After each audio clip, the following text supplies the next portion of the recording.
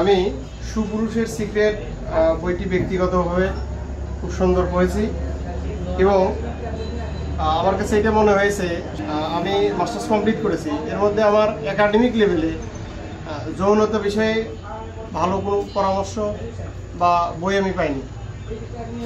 সুপুরুষের সিক্রেটে এমন সুন্দর কিছু রোল নিয়ম আছে যা একজন পুরুষ যদি মেনে চলে, আবাল বৃদ্ধ বনিতা হোক, সে একজন যুবক হোক, বৃদ্ধ, মধ্যবয়সী, প্রত্যেকের জন্য বইটা খুবই জরুরি। বিশেষ করে এখানে কিছু অধ্যায় আছে, যেমন চতুর্থ অধ্যায়ে দেওয়া আছে স্ত্রী সহবাসের রকম ফের। এর মধ্যে অনেক অবিশ্বাস্য বিষয়গুলো দেওয়া আছে। একজন মানুষ যদি এই নিয়মগুলো সুন্দর করে মানে এবং সেটাকে প্র্যাকটিক্যালি ব্যবহার করতে পারে, আমার বিশ্বাস দাম্পত্য জীবনে সে সুখী হবে ইনশাল্লাহ, এবং সে সুপুরুষ হিসেবেই মানে আখ্যায়িত হবে। এবং এর পাশাপাশি আরেকটা বই আছে 13 সপ্তাহের ওয়ার্ক প্ল্যান।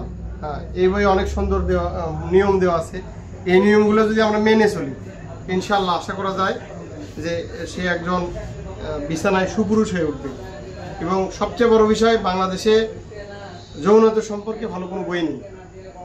আমি এই বইয়ে যত সুন্দরভাবে ওনার লেখাতে নিয়মকানুনগুলো পাচ্ছি, প্র্যাকটিক্যালি এটাকে ব্যবহার করছি, অনেক মানে ফলদায়ক একটা বই ইনশাল্লাহ।